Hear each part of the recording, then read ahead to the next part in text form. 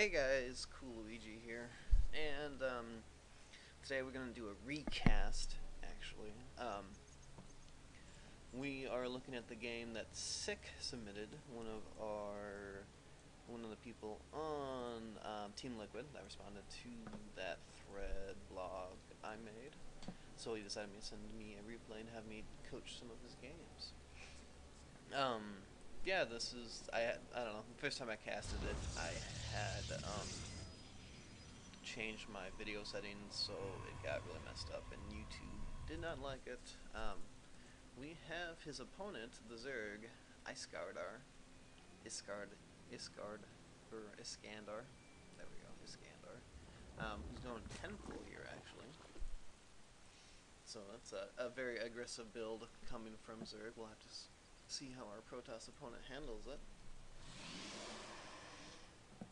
So far, normal stuff from music. 9 pylon, 12 gateway, 13 extractor. Normal stuff here. You probably can sneak in a crown and boost on some probes here if you want to. There is a little bit gap here where you're not making probes, so that's a big deal here.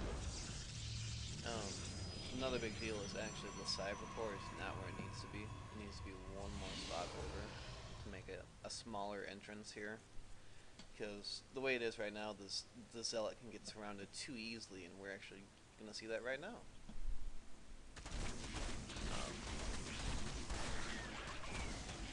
Surrounded and taken out relatively easily. If he would have been back in the corner, he probably could have taken out another Zealot or another Zergling or two.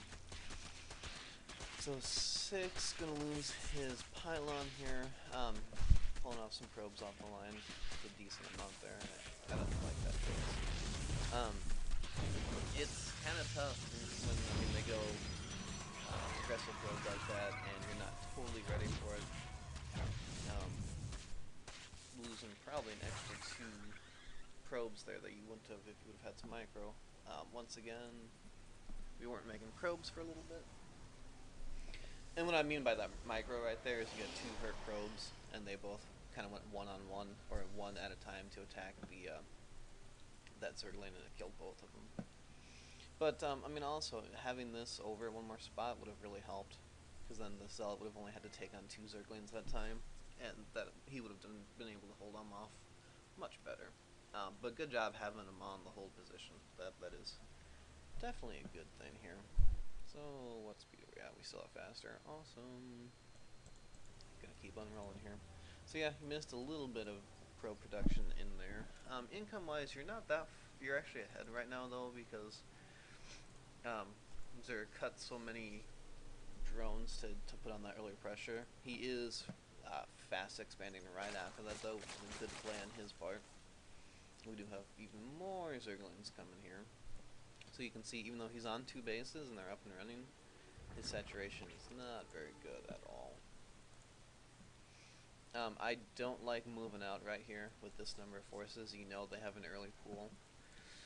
So, I especially don't like just walking right past them. If you're going to move out across the map, at least control A, so you would have been able to attack them. Also, watching if you would have been trying to watch a mini-map a little bit, you could have thrown down a force field, kept all those outside. But you are trying to transition as best as you can. Obviously, you would have wanted a second pylon down here. But, you know, you're bringing back your army and walk right past them, so you're going to be able to do alright here. You should be able to hold them off without too much issues. Now you are pulling some more drones again, and while that's not a bad idea, like to see you're participating in this fight, instead of just, sitting there until your whole army dies. So, it does kind of get tough when there's that much early aggression, though. But as you can see right now, unit lost out, you're really far behind.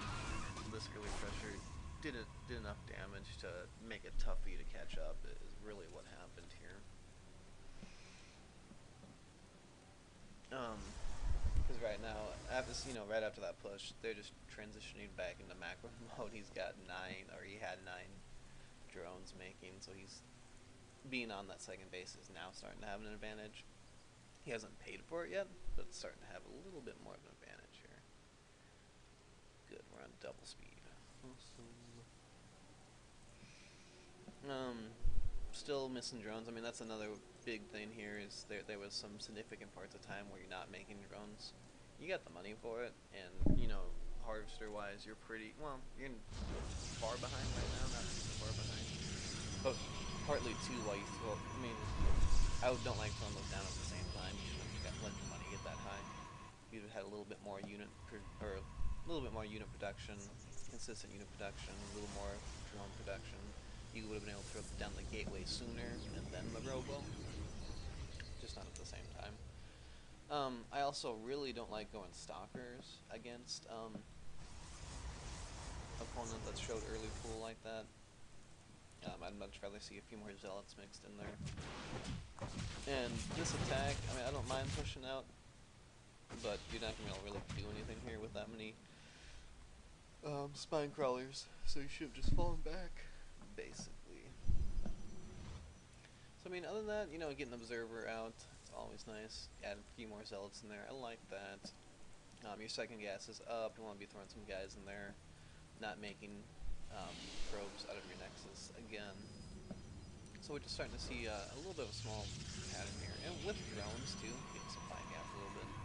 With drones, you know, if it's after 4 or 5 minutes in the game, don't be afraid to queue up 2 or 3 of them.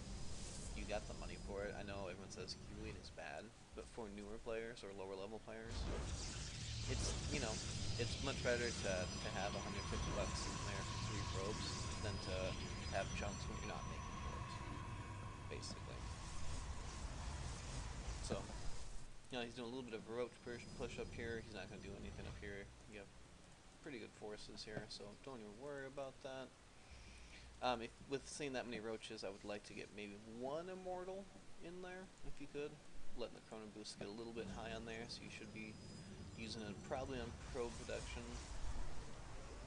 or something of the like here. Sorry about that. Getting a void ray out there. I like this choice. You've seen him with nothing that can shoot the air. You know, knowing that it is at the 13-minute mark, though, that's normally Zergs will have mutos by now. Hey, Burner, you have a good holiday too. As I forget to set myself to busy. So yeah, you are getting 1 immortal like that. You know, what I was saying though is, with it being this point at the game, it's very likely that they will have mutas out, so you have to be a little bit careful getting some kind of air like that. Or if you do, just put them with your normal army. Gonna speed it up here a little bit. There's just 1 immortal, so I'd like to see another 1 or 2. Don't have the money for it right now. And something I'm going to point out here quick. So you're going to go and move out here. I like this attack. It's a good timing before you can get lots of mutas out. You should be expanding right now, though, while you do it. You're also doing a little bit of harass up here with some void rays. I like that. Letting them get uncharged, I really don't like that. And you know, a little bit of hesitation over here and over here caused you not to take out that spire, probably. My cats are freaking out. I'm sorry. So yeah, I mean, it wasn't a bad push here, but you should have been expanding while you were doing that, because then this would be done.